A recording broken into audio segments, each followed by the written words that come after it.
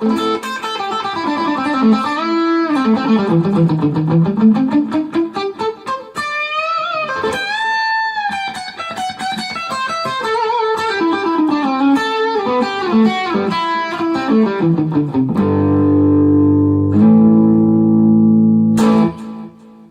everybody, welcome aboard to my live stream, or what I like to call, for the most part, a live stream. Anyway, I've had so many people ask me to do this, so I thought now's the time to do it, right? And I'll be talking about a lot of different stuff. As I mentioned, I'll be talking about tone, because I've gotten so many questions on that, and I'll differentiate between tone and sound, which I'll explain in a little bit. And we'll talk about some techniques, some soloing ideas, maybe do a little live playing as well. So let's get into it. Let's talk about tone. For me, the saying that the tone is in your head is absolutely true. And what I mean by that is, if you can hear the tone in your head that you're desiring, then you can find a way to dial it up on the amp you're using. And I mean that seriously. If you look at a player like Beck, he's used Les Pauls, Stratocasters, Telecasters, Fenders, Marshalls, everything under the sun. But he always sounds like Jeff, right? He just sounds like Jeff. So a lot of that is in his hands, and we can talk about that as well.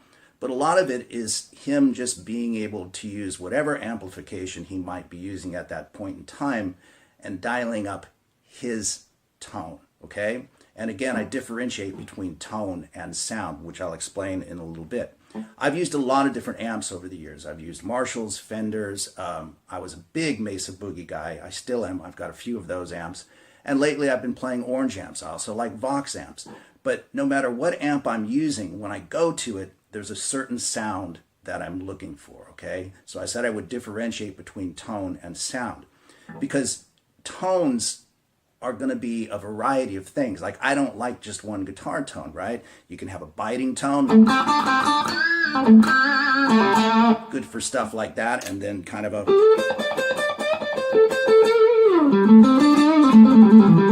warmer tone, something in between. Just playing with the pickup configuration, even the tone knob itself, which I'll talk about.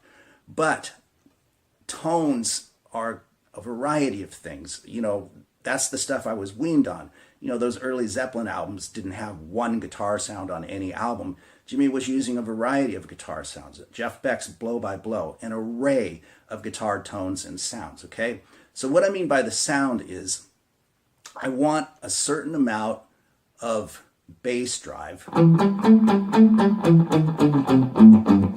I'm just on my little practice amp right now, but again, that supports what I'm saying. I'm looking for that sound. I want a warmth on the bottom end that has a little thump to it.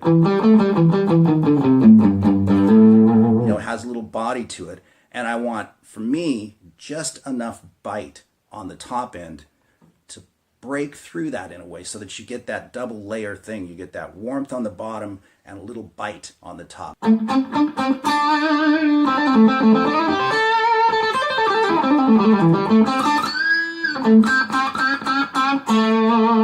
So you see what I mean? You still have that bite, but a little body on the bottom end. And it's really interesting with me, because with all of the amps that I've used, when it comes to the mids on the amp, I always set them at 12 o'clock. Most amps seem to respond the same way to me. If you go below that point or above it, to my ears anyway, I start getting a sound, again, a sound that I don't like. So again, using the term sound and differentiating between the two, the sound for me is about the body in the sound. So I want something on the bottom end, but enough bite for it to cut through. And that's where you have to dial it in, what you're hearing in your head on the amp, because amps will respond differently. The high end on one amp might be more exaggerated than it is on another amp, and so on and so forth. The bass might be really responsive on one amp, but not so much on the other. But basically, that's what I'm looking for. And then it becomes a matter of which tone I want to use. For instance, the tone I was just using is, it has a bit of distortion on it. I'm on the bridge pickup, not a lot of distortion, sort of that Jimmy Page Houses of the Holy, the Ocean type distortion. It's not real thick and heavy, but it's just biting and it's got a pinch of distortion on it. So getting to my point about the sound, without changing any settings on the amp, I still want to maintain that balance I was talking about between bass and treble and mids. But now I'm going to use a totally clean sound without changing the settings on the amp.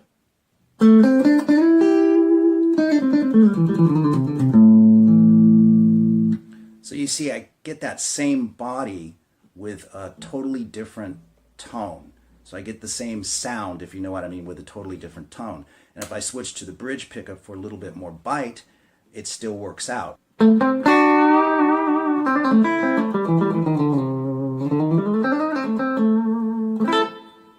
So that to me is the difference between tone and sound. I want to dial up a good sound on the amp and then take it from there.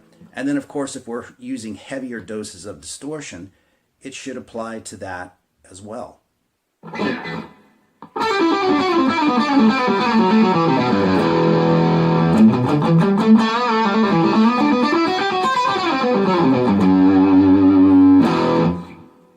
You can see what I mean. Even with a heavier dose of distortion, it still has that same sound. It has a certain body in the tone. And so if you're kind of going for even something like that crying demiola tone, it sounds great. You just switch to the neck position pickup.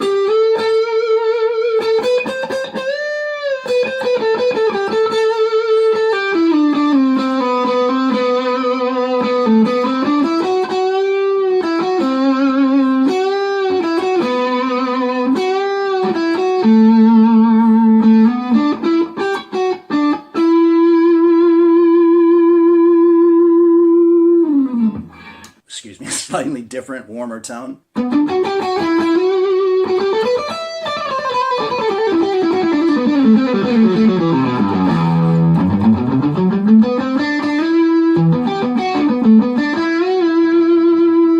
And that's using the middle position, right? Both pickups at the same time. So I hope that answers at least a few questions about tone. And that's kind of just what I'm going for, you know, a nice warm bottom end with just enough bite to make it cut through. And like I said, for whatever reason, on most amps, I run the mids at 12 o'clock. And then it's just a matter of how much distortion you want to use or how clean you want the sound to be. Those are the differences. Sound versus tones, different tones, okay? Or at least that's the way I see it anyway, okay? Hopefully that helps out a little bit. So let's talk a bit about technique. Technique. Well, technique is a beautiful thing, isn't it? I've done a lot of lessons on focusing on cross picking and alternate picking and things like that with the right hand. So I thought for this stream, I would kind of talk a bit more about the left paw, okay? Doing nice vibratos, smooth bends with vibratos, hammer-ons, pull-offs, all that kind of stuff. So right off the bat, let's just get into vibratos, okay? So you have subtle vibratos which sound very cool.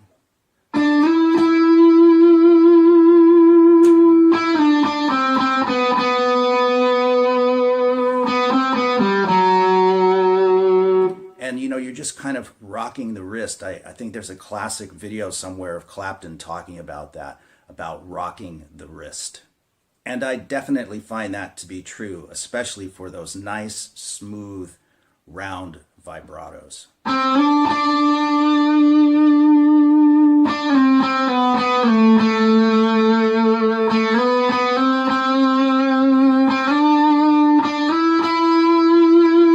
It's just a slight rocking of the wrist to pull the strings slightly sharp and slightly flat. And that's in itself is something worth mentioning, because when we do a vibrato on the guitar, we're really only pulling the note sharp and then back to its pitch. But with a slide, of course, you can go below it and above it, and you get that nice vocal quality. And you can do the same thing with the whammy bar. You just hold the string, and if you've got a nice touch with the whammy bar, you can get a very similar type vibrato. So on guitar, we want to watch our natural vibratos, let's just call them that, very carefully, because you don't want to bend too far and make it sound kind of messy. I mean, if you want that effect, that's one thing, right? But you also want to be able to do quick vibratos without being too exaggerated.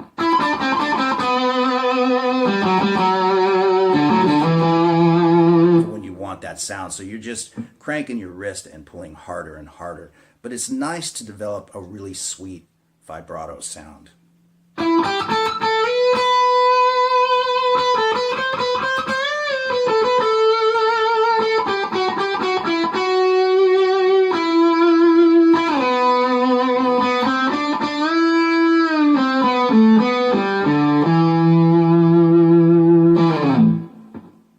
Now, when it comes to bends, that's just a whole study in and of itself, because you want your pitch to be as good as possible, of course, and you want to have a nice, solid technique with bends using whole steps and half steps.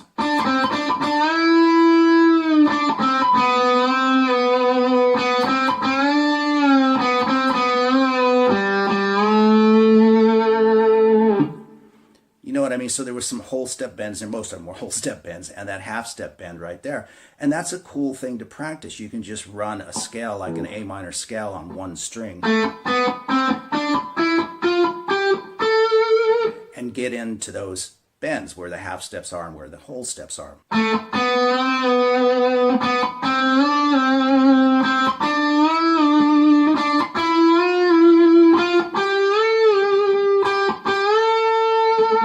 So you can see I did some pulls in both directions, pulling down toward my feet and pulling up, but understanding where those half steps and those whole steps are, because if you can get that really solid, things can sound pretty cool.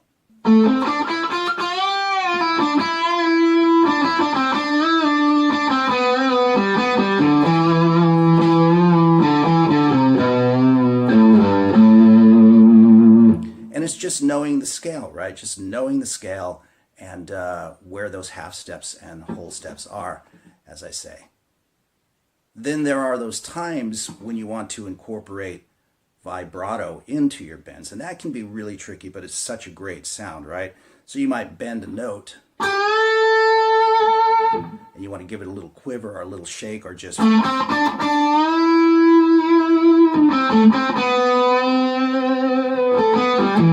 whatever kind of vibrato you choose to use. And that can be really tricky because you want to maintain the pitch of the string and apply a little rocking of the wrist to it as well. And that can be really tasty with those half step and whole step bends. Maybe not doing a vibrato every time, but once in a while.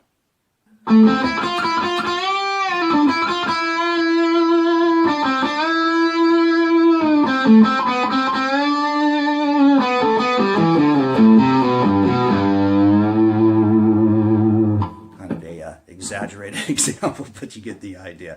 It can be a lot of fun. Vibrato in combination with bends can be a really cool, tricky thing to nail.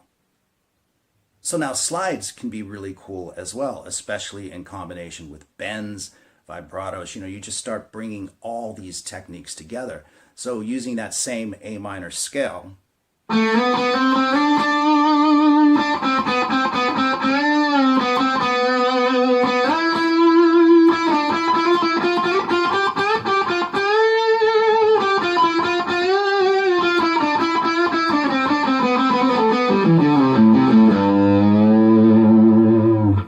so you just kind of get a combination of all of that going, and you get some really cool phrases going that way, and that's something I want to talk about. I did want to do, I have to mention, I did want to do a lot more live playing in this, but this stream is going to end up being way too long, so maybe I'll save that for the next time around. But I do want to talk about phrasing and how important that is. To be able to tap your foot and play a multitude of phrases. You know, you've got this.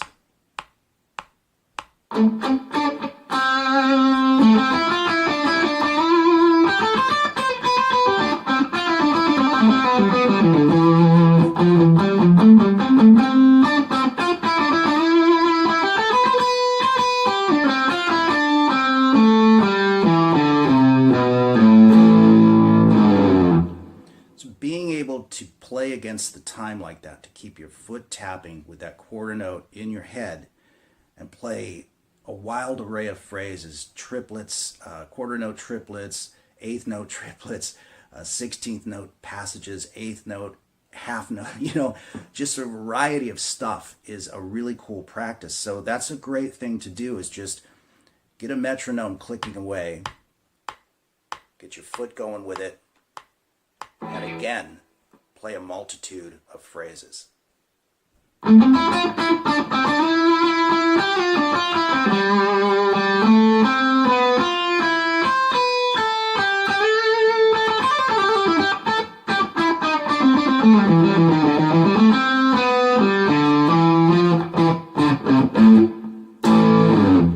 It's a really great practice, and it can really enhance your solos. It brings a lot of, wonderful phrasing to your playing. So when it comes to hammer-ons and pull-offs, I kind of take the same approach as I do with slides and bends. You want them to be as smooth as possible, unless, of course, you're intentionally looking for something different, in which case you can go for that, of course. But one thing I've always told my students a lot of times when they practice hammer-ons and pull-offs is they're not real even. So if you play a phrase like I've been playing a couple of times here, you want that to be even, unless you don't want it to be even, if you know what I mean. If you're intentionally going for something else, then you can always do that.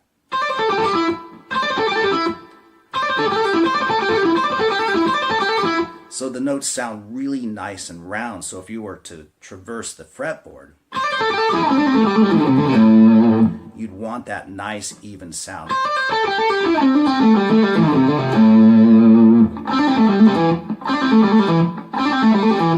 And what I'm getting at is you don't want it to sound like where one is maybe faster than the other. You want them to be nice and even, and again, a metronome can really help with that a lot. And of course, developing good, with all your fingers. You can see I'm using the pick minimally.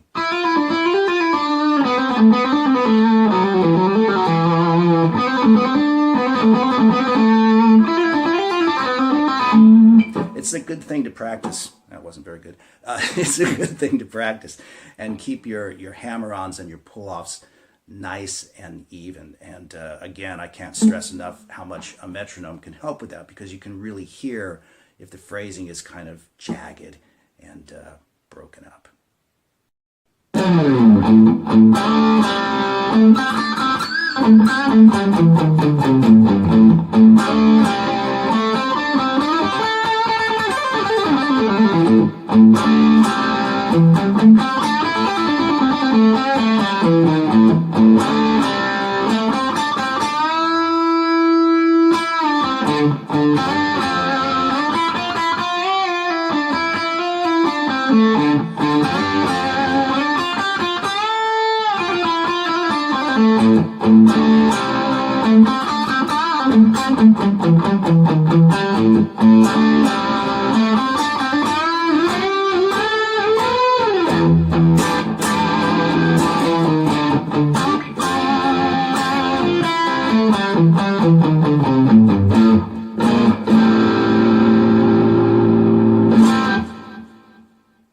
So I'd like to thank everyone for logging on to the stream, and I hope you guys enjoyed it, and I hope to do some more in the very near future.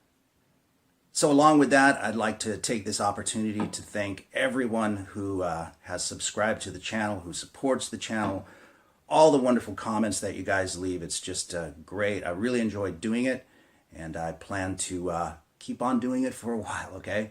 So we'll see everybody